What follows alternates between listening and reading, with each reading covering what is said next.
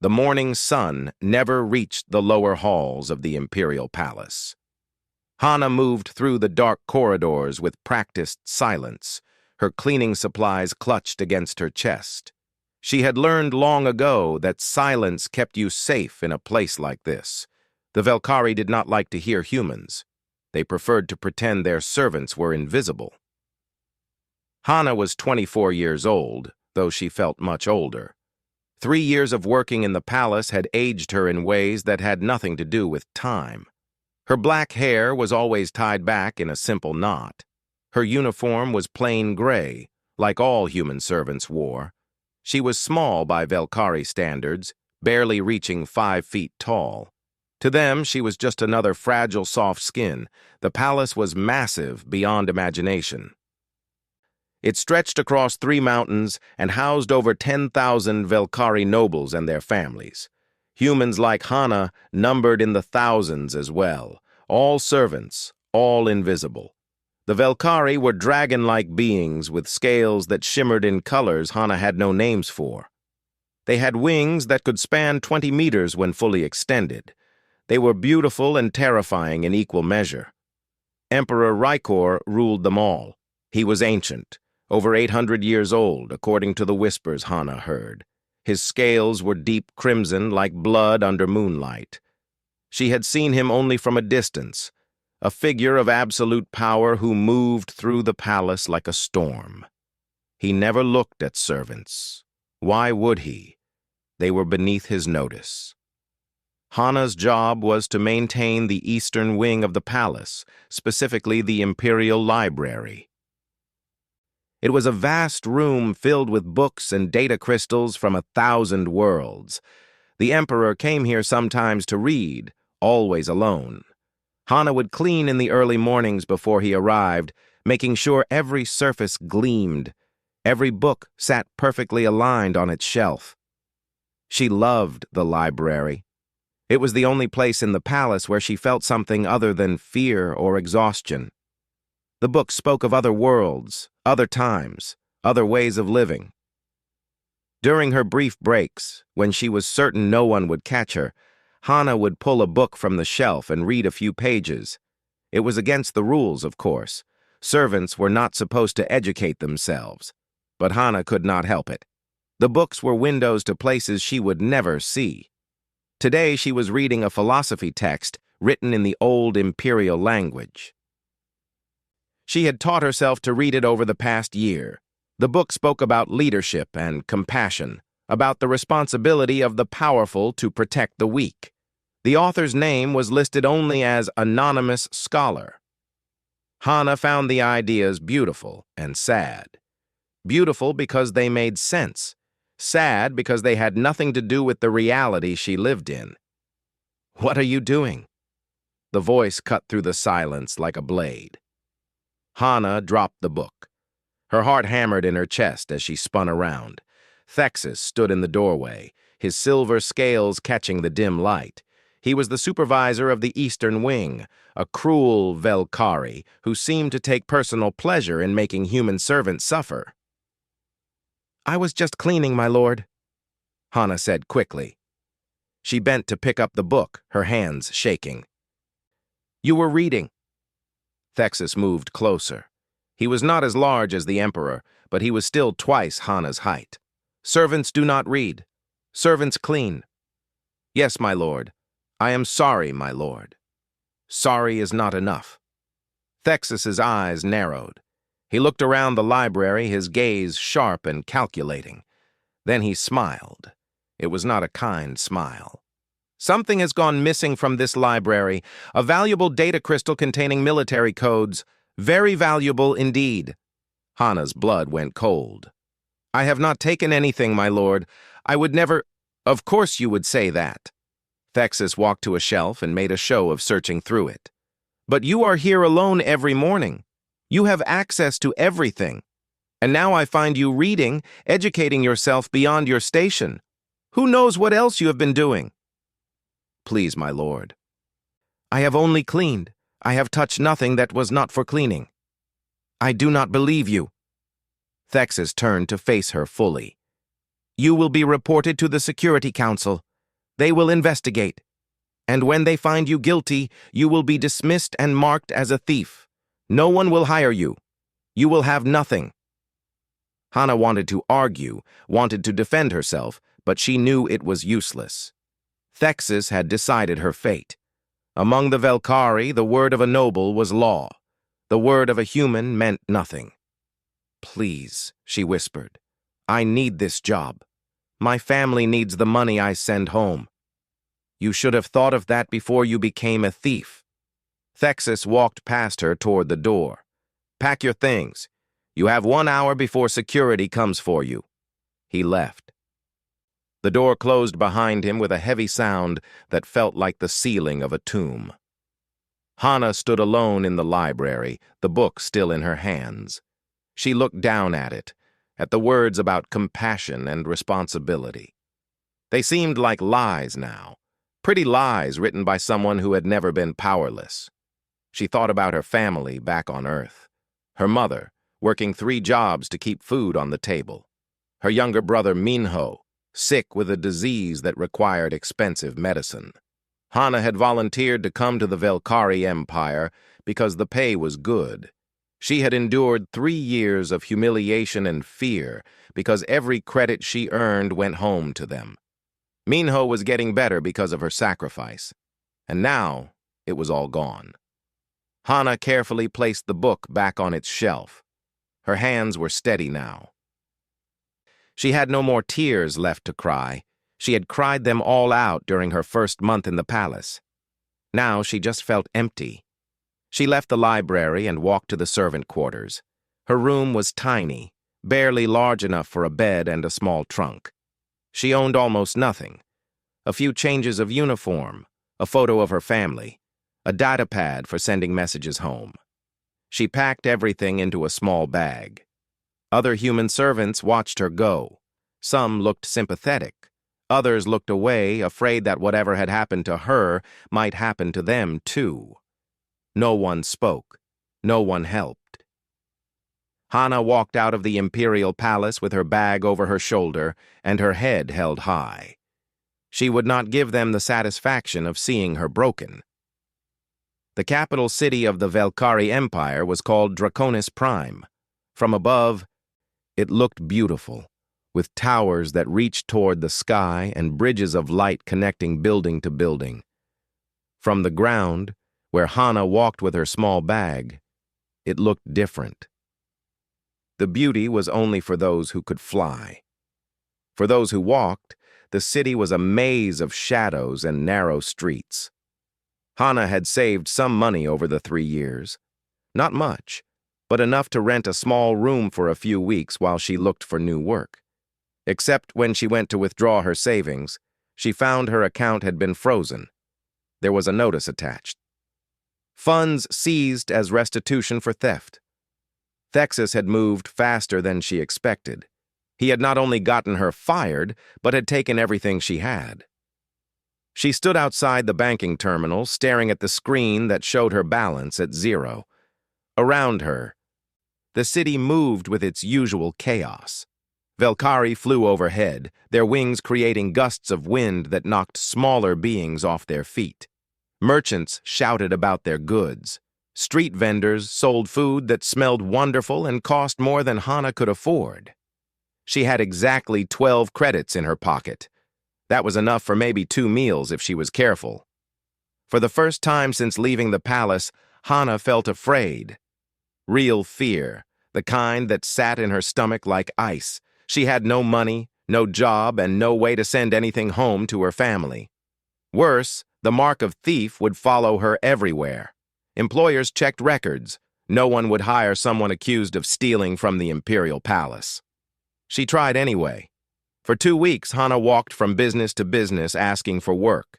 She offered to clean, to cook, to do anything at all. Some places turned her away the moment they saw she was human. Others checked her records and their expressions turned cold. "We do not hire thieves," they would say. The human district was in the southern part of the city, far from the beautiful towers. It was crowded and dirty, but it was all humans could afford. Hana went there hoping to find help. She found only more problems. The district was overflowing with refugees from Earth. They had come hoping for better lives and found only hard work and poverty. There were no jobs. There were no rooms to rent. There was barely enough food. Hana tried the Velkari embassy that handled human affairs. A board official looked at her records and shook his head. "You are marked as a criminal. We cannot help criminals. Next." "But I did not steal anything," Hana protested. "I was accused falsely. Take it up with the Security Council. Next." There was no point in going to the Security Council. They would never believe a human over a Velkari noble. Hana's 12 credits ran out after 3 days. She learned to be hungry. She learned to wait until the market closed and merchants threw away food that was slightly spoiled. She learned which public fountains had clean water. She learned to sleep sitting up in public spaces where the security drones would not bother her. She was not alone in her poverty. The streets were full of humans in similar situations. Some had been injured at work and could not afford medical care. Some had lost jobs to automation. Some were simply unlucky. They formed small groups, sharing what little they had, trying to survive one more day. Hana joined one of these groups for a while. There was an old man named Taewon who had lost his legs in a factory accident. There was a young woman named Bora who had 3 children and no husband. There was a teenager named Hyun who had run away from an abusive employer. They shared their stories around a small fire made from trash, and Hana learned that her situation was not unique. It was normal. This was what life was like for humans at the bottom of the Velkari Empire. "You get used to it," Taewon told her one night. His voice was tired but not bitter. "You learn to take each day as it comes. You learn that surviving is enough." But Hana did not want to just survive. She thought about Minho back on Earth, waiting for medicine that would not come now. She thought about her mother, who would wonder why the money had stopped. She thought about the 3 years she had endured, all for nothing. She tried to find work that did not require record checks. She sold salvaged tech parts that she found in trash heaps. She helped unload cargo ships at the spaceport for a few credits. She stood in line at food distribution centers. It was never enough. The city was expensive, and she was running out of options. After 2 weeks of this, Hana was exhausted. She had not slept properly in days. Her clothes were dirty. Her body ached. She had a cough that would not go away. She knew she should find a shelter, but the shelters were full. She knew she should ask for more help, but she was too proud. She had always been the one helping her family. She had never been the one who needed help. One night, colder than usual, Hana found herself in an alley near the market district. It was quieter here, away from the main streets. There were some boxes that blocked the wind. It was not safe, not really, but it was better than nothing. She sat down with her back against the wall, pulling her jacket tight around her shoulders. She was so tired. Her whole body felt heavy. She thought about giving up, about just lying down and not getting back up. What was the point? She had tried everything and failed. Maybe Taewon was right. Maybe surviving was the best she could hope for. Her hand touched something in her jacket pocket. The book. She had taken it from the Imperial Library when she left. It was stealing technically, but she had not cared. If they were going to call her a thief anyway, she might as well take something that mattered to her. She pulled the book out now and looked at it in the dim light from the street.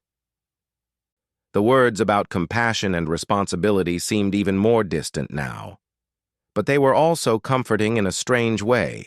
Someone, somewhere had believed in these ideas enough to write them down. Maybe that meant something. Maybe it meant the universe was not completely cruel. Hana tucked the book under her head like a pillow. It was hard and uncomfortable, but it was hers. She closed her eyes just for a moment, just to rest. She would get up soon and keep trying. She would find a way. She always found a way. But her body had other ideas. The exhaustion was too much. Within minutes, Hana was asleep, curled up in an alley in the capital city of the most powerful empire in the galaxy. She dreamed of Earth, of home, of a time when things had been simple. She dreamed of her brother's smile when she had told him she would make everything better. She did not dream that above the city a crimson dragon was taking flight, unable to sleep, choosing this night of all nights to walk among his people unseen. Emperor Rykor could not sleep. This happened sometimes, even after 800 years of life. Tonight his mind was restless with thoughts that had no easy answers. Problems of state, of politics, of the endless weight of ruling 40 star systems. Sometimes he felt less like a ruler and more like a prisoner of his own throne. He rose from his bed and walked to the balcony of his private chambers. The city spread out below him, lights twinkling in the darkness like stars fallen to earth. He could fly above it, feel the wind beneath his wings, but that would not give him what he needed. When he flew, everyone saw the Emperor. They bowed and scattered. He saw nothing real. On rare nights like this, perhaps once every few decades, Rykor did something his guards would have forbidden if they knew. He changed his form. All Velkhari could shift their size somewhat, and Rykor was old enough to have mastered this art completely. He became smaller, barely 7 feet tall, his wings folding tight against his back.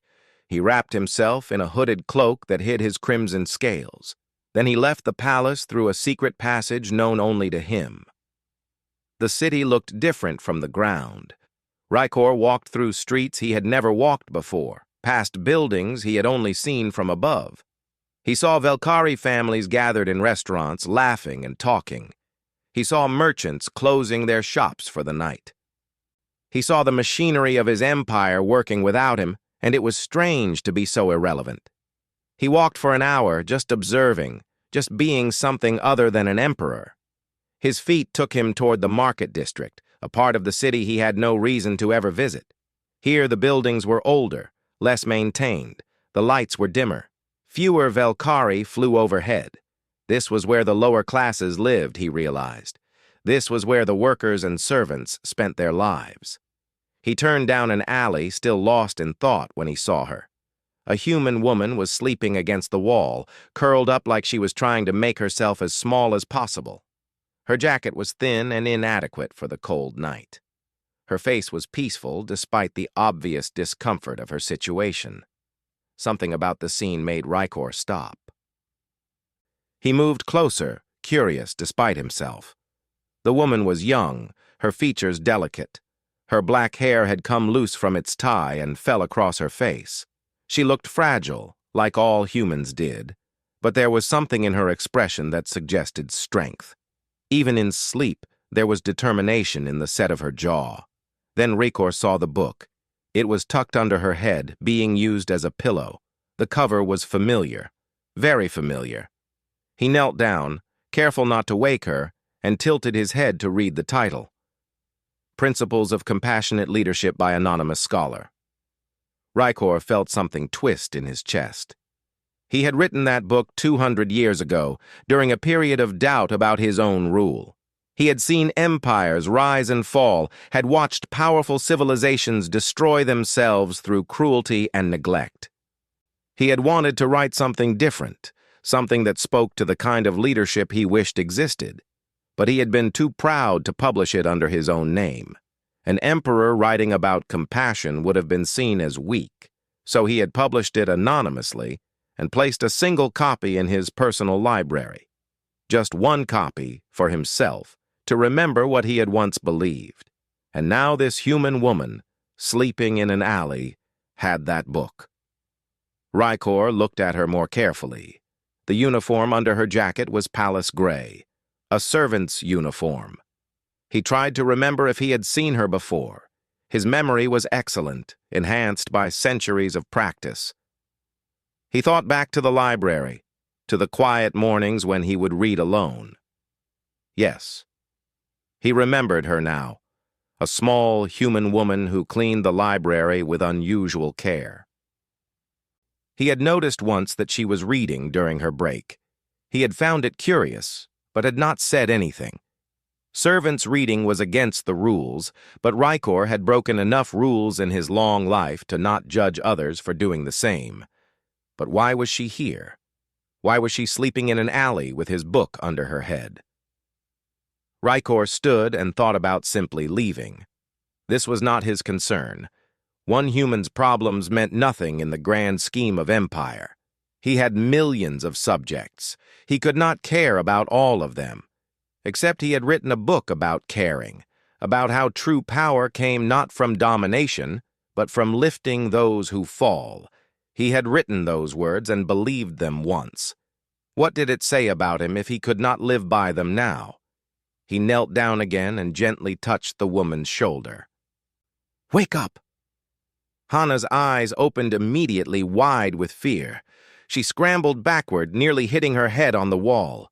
I am sorry, I will leave."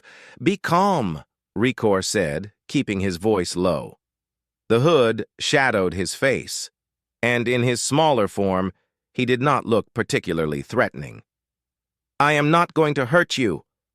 Hana clutched the book to her chest, her breathing fast. "Please do not take it. I know I stole it, but please." "I do not want the book." Rykor studied her in the dim light. "I want to know why you have it, why you are sleeping here." Hana's eyes darted around, looking for escape routes. But she was trapped in the alley with only one exit, and Rykor was blocking it. She seemed to realize she had no choice but to answer. "I lost my job. I was accused of stealing. They took everything." "Did you steal?" "No." Her voice was firm, despite her fear. "I never stole anything except this book, and that was after they fired me." "Then why were you accused?" "Because I was reading. Because my supervisor did not like humans. Because—" She stopped and looked down. "Because I am powerless, and he is not." The honesty in her words struck Rykor harder than he expected. She was not making excuses. She was simply stating facts, and the facts were damning. "What is your name?" he asked. "Hana." "What would you do, Hana, if you were given another chance?" She looked up at him, surprised by the question. For a moment, she seemed to consider lying, giving the safe answer. Then something changed in her eyes. Maybe she was too tired for lies. Maybe she just did not care anymore. "I would prove that humans are not weak," she said. "I would show everyone that we can survive things that would break others. I would prove we are worth more than your empire believes." "My empire." Rykor felt a smile tug at his lips under the hood. "All of you, all Velkari. You think we are fragile and stupid. You think we are only good for serving and dying in your factories. But we are more than that. We have survived ice ages and plagues and wars that lasted generations. We have built civilizations from nothing. We are strong in ways you do not understand." Her voice grew stronger as she spoke, the fear replaced by something fiercer. Pride, anger, hope. Rykor could see it burning in her eyes, could hear it in every word. This human woman, who had lost everything, still believed she was worth something. "Interesting," he said quietly. He reached into his cloak and pulled out a small metal disc. It was plain, unmarked except for a single symbol pressed into the metal. The Imperial Seal. He handed it to Hana. "Go to the Imperial Labor Office tomorrow morning. Show them this. Tell them you are there by my order." Hana took the disc with shaking hands. "Who are you?" "Someone who remembers what he used to believe." Rykor stood and pulled his hood lower. "Do not lose that disc, and do not lose that book. I think you understand it better than most." He walked away before she could ask more questions. Behind him, he heard her call out, "Thank you," but he did not turn around. He walked back through the streets, his mind racing with possibilities and questions and something that felt dangerously close to hope. By the time he returned to the palace, Rykor had made his decision. He would conduct an experiment. He would give one human a chance and see what happened. Either she would fail, proving that humans were indeed too weak for his empire, or she would succeed, proving that he had been wrong about many things. Either way, something was about to change. Hana stood outside the Imperial Labor Office with the metal disc clutched in her hand. She had not slept after the strange man left her in the alley. She had sat awake until morning, staring at the disc, trying to understand what had happened. The symbol pressed into the metal looked important, but she did not know what it meant. She only knew that someone had shown her unexpected kindness, and she had to trust it because she had no other options. The labor office was a large building near the palace, always busy with workers and officials. Hana had walked past it many times but never entered. It was where employment contracts were registered, where complaints were filed, where the machinery of imperial labor was managed. She felt small walking through the main doors. "I need to see someone," she told the receptionist, a Velkari woman with blue scales. "I was told to come here." The receptionist barely looked at her. "Fill out Form 67 and wait in the queue. Next." "I have this." Hana placed the disc on the counter. The receptionist glanced at it. Then her eyes went wide. She picked up the disc with trembling hands, examined the symbol, then looked at Hana with an expression of shock. "Wait here. Do not move." She disappeared through a door. Hana waited, her heart pounding. Around her, other workers stared. She could feel their curiosity and suspicion. What was a human doing with something that made a Velkari official react like that? 5 minutes later, the receptionist returned with 3 other officials. One of them, a tall Velkari with gold scales, stepped forward. "Come with us immediately." They took her to a private office on the highest floor. The view from the window showed the entire city. Hana had never been this high before. The gold-scaled official sat behind a desk and gestured for her to sit across from him. "My name is Director Kanesh," he said. "This disc carries the Imperial seal. Do you understand what that means?" "No, sir." "It means the Emperor himself sent you here." Kanesh looked at her like she was a puzzle he could not solve. "A human. With the Emperor's seal. This is unprecedented." "I do not understand either," Hana admitted. "A man gave me this last night. He told me to come here." "What did this man look like?" "I could not see his face. He wore a hood, but he was tall and his voice—" She paused, remembering. His voice sounded ancient, like stone talking. Kanesh exchanged glances with the other officials. Something passed between them, some unspoken understanding. Then he turned back to Hana. "Very well.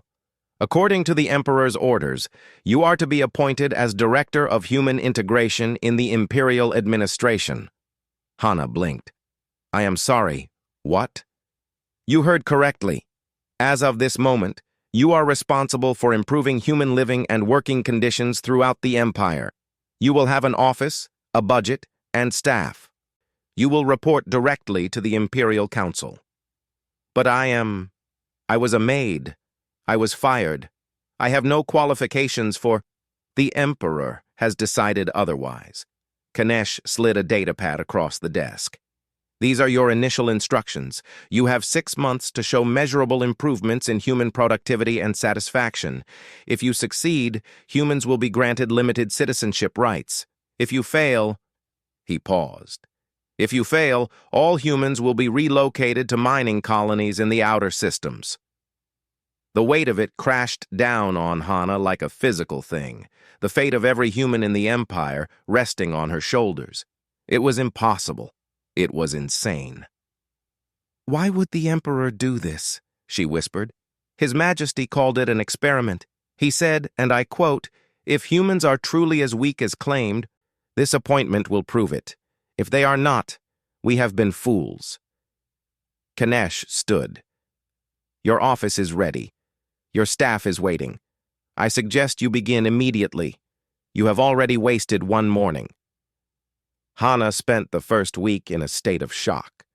Her office was larger than any room she had ever lived in. She had 3 assistants, all Velkari, who looked at her with barely concealed contempt. She had access to databases showing the living and working conditions of every human in Imperial space. The numbers made her sick. Humans worked 16-hour shifts in factories. They lived in overcrowded housing with poor sanitation. They received minimal medical care.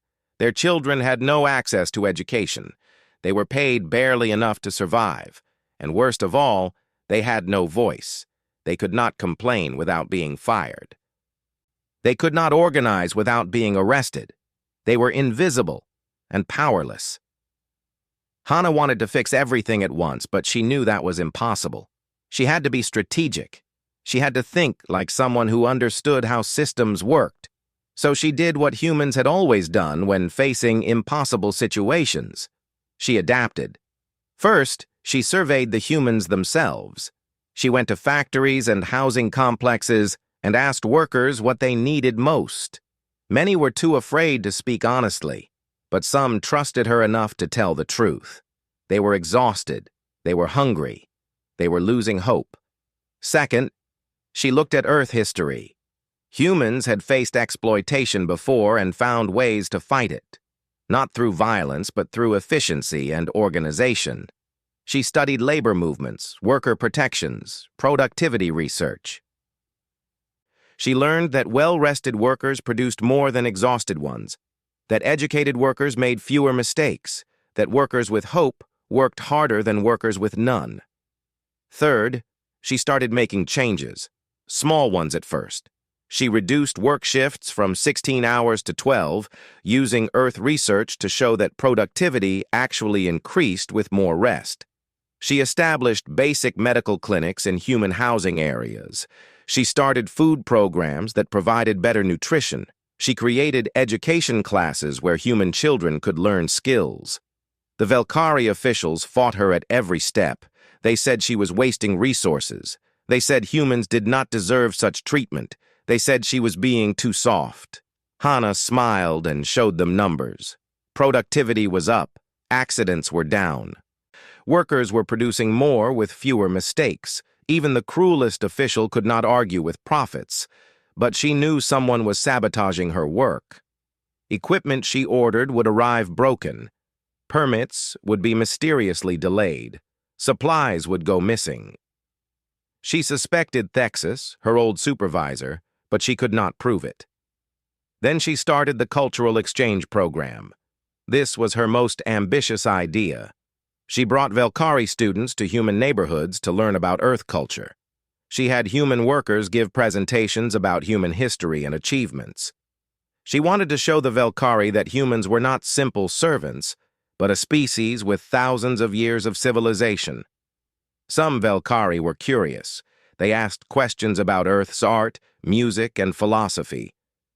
They were surprised to learn that humans had survived an ice age, built cities that touched the sky, and sent explorers to other worlds long before meeting the Velkari. A few even admitted that they had been wrong about humans. But many others grew angry. They saw Hana's success as a threat.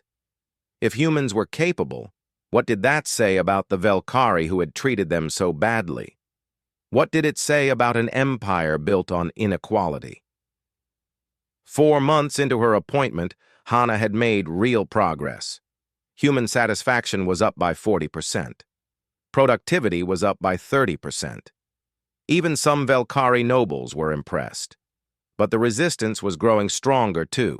There were protests from conservative factions. There were calls for her removal. There were threats. Hana worked 16-hour days now, the same hours she had fought to reduce for other humans. She barely slept. She lived in her office. She knew she was running out of time. 2 months left to prove that humans deserved citizenship. 2 months to change minds that had been closed for generations. She sent messages home to Earth when she could. She told her mother about her new job, but not about the pressure. She sent money again, enough for Minho's medicine and more.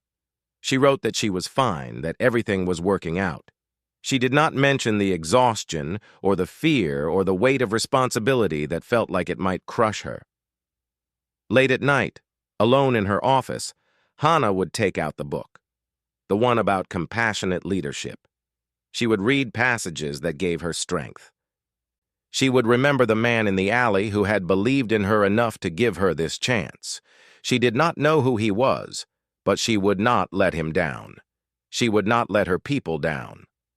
She had 5 weeks left when the plasma refinery exploded. The plasma refinery sat on the edge of the city, a massive complex that provided power to half of Draconis Prime. It employed 3,000 workers, 2,000 of them human. When the explosion happened at dawn, Hana was already awake in her office. She felt the building shake and heard the distant boom that rattled windows across the city. Within minutes, emergency alerts flooded her data pad. Reactor core breach, containment failing, evacuation in progress, estimated casualties, thousands if the core went critical. Hana ran. She did not think, did not plan. She just grabbed her jacket and ran toward the refinery. The streets were chaos, people fleeing in every direction, emergency vehicles screaming past, smoke rising like a black pillar against the morning sky. She arrived to find the head engineer, a Velkari named Sorath, standing outside the safety perimeter. His face was grim. "How bad?" Hana asked, out of breath. "As bad as it gets. The coolant system failed. We have maybe 3 hours before the core melts through containment. When that happens, the explosion will level everything within 5 kilometers. What about manual shutdown?" "Impossible. The control room is flooded with radiation. Anyone who goes in will die." "How long would it take to shut it down manually?" Sorath looked at her strangely. "Maybe 20 minutes if you know what you are doing." "But the radiation levels would kill a Velkari in 5 minutes. I know." Hana's mind was racing. She was remembering something from her research. Human biology was different from Velkari. Humans had evolved on a planet with a damaged ozone layer, had survived periods of high cosmic radiation. They were more resistant to radiation than Velkari. Not immune, but more resistant. "What are you thinking?" Sorath asked. "I am thinking that humans might survive long enough to complete the shutdown." "That is insane. You would be sending people to die." "Maybe. Or maybe we save thousands." Hana turned to look at the refinery. "Let me see the technical specifications." Sorath pulled up the blueprints on his data pad. Hana studied them, seeing the problem clearly. The main coolant line had ruptured. Someone would need to physically reroute the backup system, then engage the manual shutdown from inside the control room. It required moving through 3 separate chambers, all flooded with lethal radiation. She thought about all the humans she had been trying to save, the families in their small apartments, the children in the education programs she had started, the workers who had finally started to hope for something better. If the reactor exploded, they would all die. Everything she had built would be destroyed. "I need 12 human volunteers," she said. "Engineers, if possible." "You cannot." "I can, and I will. Get me a communication channel to the human workers." Within an hour, Hana had her team. 12 humans, most of them engineers who had worked at the refinery for years. They knew what she was asking of them. They knew the odds. They volunteered anyway. One of them, a man named Do-hyun, said it best. "You have been fighting for us for months. Now we fight for everyone." They suited up in the best radiation gear available. It would help, but not enough. Hana briefed them on the plan. They would work in teams of 3, each team taking one section of the shutdown sequence. Speed was everything. The faster they moved, the more might survive. Hana would go last, to the control room, to engage the final shutdown. The Velkari officials tried to stop her. They said it was too dangerous. They said she was too valuable to risk. But Hana knew the truth. She was valuable only if humans proved themselves valuable. And sometimes proving yourself meant being willing to die for something larger than yourself. As her team prepared to enter the refinery, a shuttle landed nearby. The crowd parted as someone stepped out, someone with crimson scales that caught the light like blood and fire. Emperor Rykor strode toward them, his presence like a physical force. Everyone bowed except Hana. She was too focused on her mission. She did not even recognize him until he spoke. "You will not do this," he said. His voice was the same voice from that night in the alley. Ancient, like stone talking. Hana stared at him. Understanding crashed over her. The man in the hood, the Imperial seal, everything. "Your Majesty," she breathed, "you will not sacrifice yourself for this?" Rykor's eyes were fixed on hers. "That is an order." "With respect, Your Majesty, I do not take orders that will kill thousands." Hana straightened her spine. "This is what humans do. We survive. We adapt. We save each other even when it costs us everything. This is what you wanted to see, is it not? What we are capable of. I wanted to see you succeed, not die." Sometimes they are the same thing. For a long moment, they stared at each other. Then Rykor stepped back. "Go then. Prove what you are." Hana and her team entered the refinery. The heat was overwhelming even through their suits. The radiation detectors screamed warnings. They ignored everything and moved forward. The first team reached the coolant junction and began the rerouting. Their suits showed radiation exposure climbing. They worked with steady hands, refusing to rush and make mistakes. When they finished, they stumbled out, their faces pale but alive. The second team went deeper to the secondary controls. The radiation was worse here. They moved as fast as they dared, following the procedures Hana had drilled into them. One of them collapsed halfway through. The others dragged him to safety after finishing the task. The third team had the worst job, clearing debris from the manual override chamber. They wore double suits and moved through water contaminated with radioactive coolant. They were inside for 15 minutes. When they emerged, they were all unconscious. Medical teams rushed forward. Now it was Hana's turn. The control room, the final shutdown. She was already feeling sick from the radiation exposure during planning, but she forced herself forward. Do-hyun and two others insisted on coming with her. She could not stop them. They entered the control room. The radiation level was so high that Hana's suit alarms were screaming continuously. She shut them off. They were just noise now. She moved to the main console and began the shutdown sequence. Her hands shook but stayed steady enough. Do-hyun and the others worked on backup systems, making sure everything would hold once the shutdown completed. One by one, they collapsed. Hana kept working. She was so dizzy now. Her vision was blurring. She could taste blood, but the sequence was almost complete. The last switch, the final confirmation. Hana's hand reached out, moving through water, through fire, through darkness that crept in from the edges of her vision. She pressed the button. Lights turned green across the board. The reactor's roar decreased to a hum. The core was stabilizing. Hana tried to walk toward the exit, but her legs would not work. She fell, her body finally giving up. The last thing she saw before the darkness took her was the floor of the control room, slick with coolant and blood. She woke 3 weeks later in the Imperial Medical Facility. The room was white and clean and filled with equipment she did not recognize. Emperor Rykor sat beside her bed. He had been there for days, the nurses told her later. He had refused to leave. "The refinery?" Hana's voice was rough. "Stable. You saved it. Saved everyone." Rykor's expression was complex, full of emotions Hana had never seen on a Velkari face. "All of your team survived. Some barely, but alive." "Good. The Empire knows what you did. All of it. The news channels have been covering nothing else for weeks. There are humans in every city holding vigils for your team. There are Velkari admitting they were wrong." Rykor took her hand carefully. "You changed everything. Did I pass your test?" Hana managed a weak smile. "It was never a test. It was a hope. and you exceeded it beyond measure. Rykor's grip tightened slightly. I have issued an imperial decree. Humans are granted full citizenship, effective immediately. All restrictions removed, all rights granted. You did it, Hana.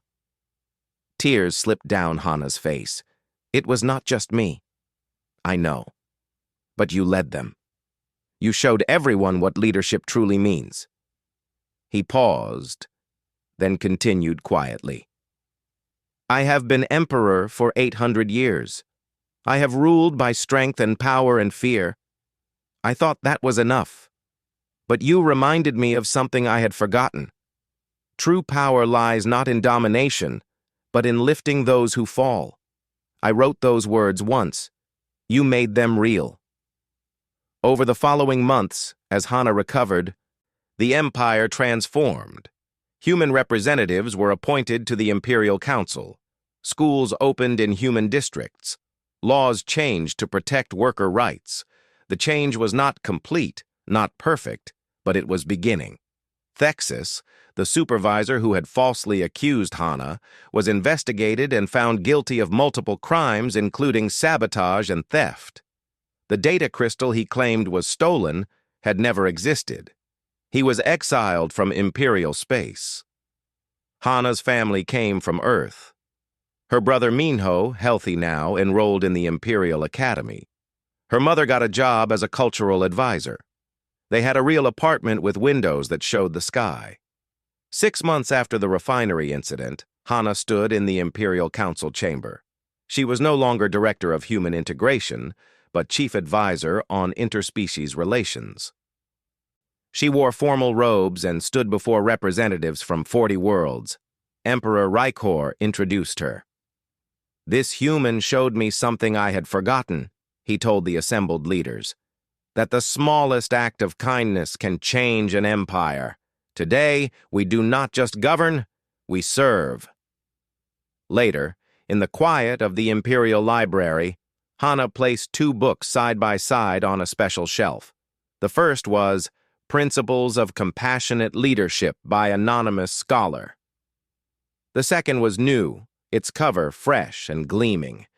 The title read, What We Learn When We Look Down, by Emperor Rykor and Hana. They had written it together over long evenings, discussing philosophy and leadership and what it meant to build something better than what came before. It was not a perfect book, but it was honest. And honesty, Hana had learned, was the first step toward change. She thought about that night in the alley, cold and afraid and alone. She thought about the man who had stopped to help her. She thought about how one choice, one moment of compassion, had cascaded into something larger than either of them could have imagined. Outside, the sun was setting over Draconis Prime. The city glowed with 1,000 lights, and somewhere among them, humans and Velkari were learning to live together. It would not be easy. There would be setbacks and struggles, but they would face them together. Hana smiled and walked toward the window, toward the light, toward a future that finally felt like hope.